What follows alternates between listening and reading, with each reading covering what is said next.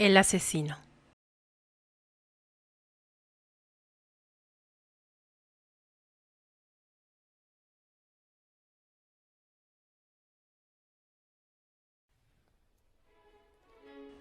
Daniel, hijo, buenas noches. Te escribo desde el insomnio que me aqueja desde hace 3 noches. Da igual el tiempo. El asunto es que no he pegado el ojo desde entonces, por más que trato de poner mi mente en blanco. Simplemente el sueño no aparece, se escabulle entre el cansancio y una migraña que no me deja en paz. Si mañana esto no cambia, iré a darme una vuelta con el médico, nada más para no parecer desidioso e indiferente al tema. Por lo demás, estoy bien a secas, sin mucho en qué andar, porque mi interés no es preocuparte con nimiedades propias de un paranoico. Lo que trato de decirte es que desde hace unos días a la fecha he tomado la resolución de arreglar mis asuntos personales de una vez por todas, es decir, poner en orden aquello que deliberadamente puse al final de mi lista de pendientes.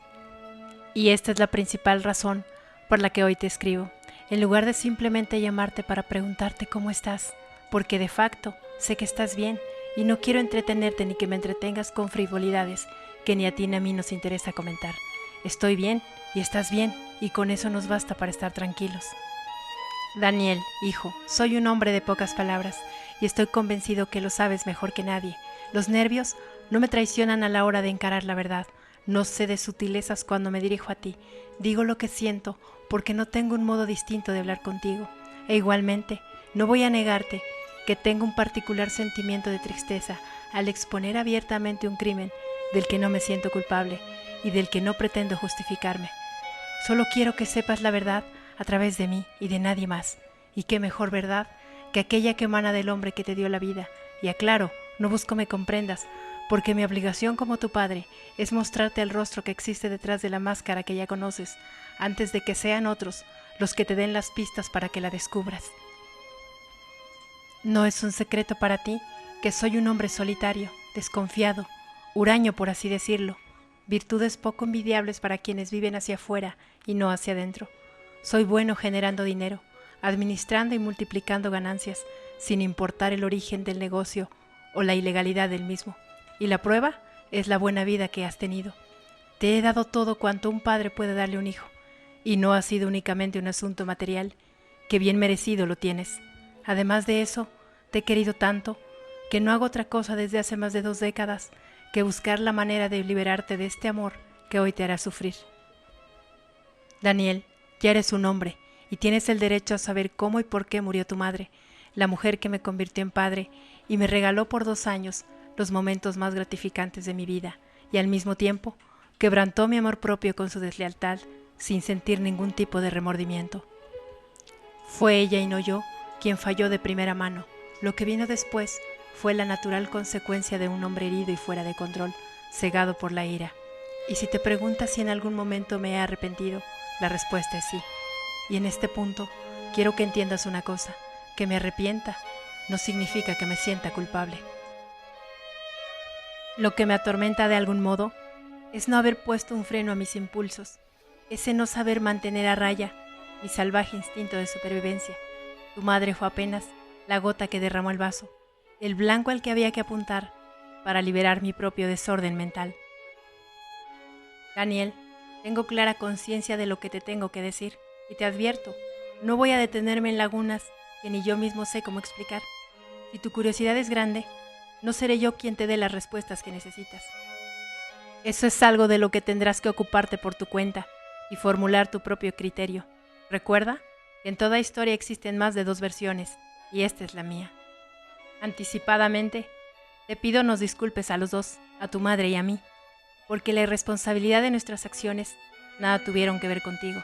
Y es triste pensar lo difícil que fue para ti no conocer a tu madre en todas sus variables, en sus aspectos más sutiles y entrañables, así como en aquellos que la hacían insoportable. Si de algo han de acusarme los que me señalen como culpable de tu desgracia, fue el evitar que te llenaran la cabeza de mierda con sus convenientes verdades a medias. Hijo, tú tienes el derecho a conocer a tu padre y a tu madre en su versión más transparente. Tienes que mirar los hechos consumados, anteriores a todas las mentiras que por tu bien me vi forzado a fabricar. Ver a tus padres como un hombre y una mujer que unieron sus vidas sin el detonante de un mal presagio. Todo este tiempo he vivido evitando el sentimiento de culpa que implicó el asesinar a mi esposa, porque tenía que protegerte de lo que en realidad he sido todos estos años. Tu madre murió en un acto indecible, turbio, brutal si así lo quieres ver. La maté premeditadamente y con asombrosa tranquilidad mientras estaba distraída, indefensa. La maté porque no fui capaz de perdonarla viva, como sí lo hice estando muerta. Daniel, quiero que sepas que yo amaba a tu madre, y Dios sabe que no ha existido una sola noche en la que no sueñe con ella, un minuto antes de colocar con precisión el revólver en su nuca y dispararle. Una bala bastó para redimir su pecado, y a mí convertirme en asesino. La adoraba, hijo, la adoraba viva, y la sigo adorando muerta, porque no le quité la vida por gusto. Fueron las circunstancias las que me llevaron a terminar con su vida de la manera en que lo hice. Al matarla por la espalda, me puse a su nivel, me transformé en su igual, dejé de ser su pendejo para mutar en su verdugo, y no imaginas el placer que provoca matar a alguien que has decidido que se lo merece, y como toda primera vez, ese momento es inolvidable, ese preciso y puntual segundo que lo cambia todo, es de una fascinación indescriptible, tan sublime como irrepetible, y tan adictivo para la memoria como el más efectivo alucinógeno. Está claro que ninguno de los dos pensó en ti cuando deliberadamente optamos por equivocarnos. En cualquier caso, tú no merecías sufrir por nuestras fallas, por aquello que ni ella ni yo supimos controlar, y no te quepa la menor duda que hice todo lo posible por aminorar los daños, al menos en lo que a ti se refiere. Tomé algunos atajos para mantenerte el mayor tiempo posible, lejos de la realidad que te acechaba. El día de la muerte de tu madre, huí contigo sin grandes cantidades de dinero, y con una documentación falsa, difícilmente cuestionable, dejando atrás las huellas de un crimen que jamás pretendí cometer. Tomé un taxi, luego un autobús tras otro, y días más tarde me encontré en uno de tantos pueblos del sur del país, y a partir de ahí mi vida fue otra. Puse una mordaza a mi conciencia e hice oídos sordos a las noticias acerca de mi captura. En el trayecto, tejí minuciosamente los hilos de una historia sencilla de abordar. Un hombre solo, viudo, profesor de educación básica viajando con su hijo para ocupar una plaza de un amigo retirado de la docencia. Al llegar, pude de inmediato encontrar trabajo en el hotel donde nos hospedamos. Solicitaban un administrador y no dudaron en darme el empleo. No hicieron falta grandes referencias. Tú eras la razón más confiable para que me creyeran un hombre decente. Esa noche, dormí pacífica y sosegadamente, abrazado a lo único valioso que tenía, a ti, sin cuestionar por un segundo los lazos de sangre que asumí compartíamos. Horas más tarde, abrí los ojos apuntando mi atención hacia el horizonte de un destino donde no existía más que la necesidad de olvidarlo todo y salir adelante. En los primeros días, descubrí que la noticia acerca de la muerte de mi mujer no era noticia de primera plana. Por fortuna, no existían redes sociales que escandalizaran la opinión pública. En los noticieros de radio y televisión no se dijo nada. Lo poco que leí en un periódico de circulación nacional fue que tenía ficha de búsqueda internacional por sustracción de menores y no por asesinato. Y se sospechaba que me encontraba en algún lugar del extranjero, donde el proceso de extradición era por demás complicado. Nadie, absolutamente nadie, imaginó que me encontraba más cerca de lo que se creía. Por lo demás, no había indicios de lo sucedido con mi esposa. La columna aludía a mi nombre, sin especificar los detalles del delito. No había nota roja, ni nada parecido al encubrimiento de un crimen, cosa harto razonable entre la clase privilegiada, que no estila ventilar sus fallas. La muerte de la hija de un banquero, en manos de su yerno y socio, debía ser tratada con cautela. El secuestro del nieto de un hombre de negocios como lo era mi suegro, seguía una ruta distinta al asesinato. Había intereses financieros de por medio en el drama familiar de tu abuelo. Estaba claro su mensaje. No haría nada en mi contra, a menos que yo intentara perjudicarle de algún modo. Su apellido y la falsa honorabilidad del mismo pesaba más que el dolor por la pérdida de su hija, y la venganza no estaba entre sus prioridades. Vaya a saber Dios lo que pasó por su cabeza cuando se enteró de las causas de la muerte de Elena. Desvió la investigación hacia la lógica común de sus intereses e indirectamente me dejó vivir en paz. sin la zozobra de la justicia persiguiendo mis pasos, y con la oportunidad de transformarme en un hombre nuevo, uno de tantos en la medianía sin importancia de los individuos de a pie, renunciando a todo lo conocido de un día para otro, consciente de que una vez fuera del radar de tu abuelo, tenía la obligación de no mirar atrás, ni siquiera para cuestionarme por una ruta mejor. Como empleado común, trabé buenas relaciones con personas que jamás pensé entrarían en mi vida, afectos verdaderos y significativos, sin más conveniencia que la voluntad de una amistad desinteresada. Era un tipo sin fortuna, con un hijo pequeño y con mucha necesidad tanto de dinero como de no ser reconocido por nadie. Reiteradamente, la memoria me devolvía al instante en que jalé el gatillo y maté a tu madre. El olor a sangre, revuelto con su perfume, hacía remolinos en mi estómago. Era y es el infierno a una hora específica del día, repitiéndose puntual hasta el hartazgo. La muerte, supurando en caudalosos ríos de sangre caliente entre sus rubios cabellos, devolviéndome el recuerdo de nuestro primer encuentro en casa de sus padres. Estaba loco por ella, me encandilaba su personalidad arrebatada, tan distinta a la mía, una mujer hecha para el disfrute de la vida sin remilgos. En esa primera ocasión, aprovechamos que sus padres asistieron a un evento de filantropía para saciar nuestras ganas, sin preocuparnos por lo que los empleados pudieran o no decir. 2 meses después nos casamos y unos meses más tarde naciste. Cabe decir que supuse tenerlo todo, hasta que Elena decidió que jugar a la señora de la casa era una vocación bastante aburrida y por tanto era menester encontrar un aliciente que la ayudara a sobrellevar su cautiverio. De la noche a la mañana, su vida social se transformó en un divertimento exclusivo para ella.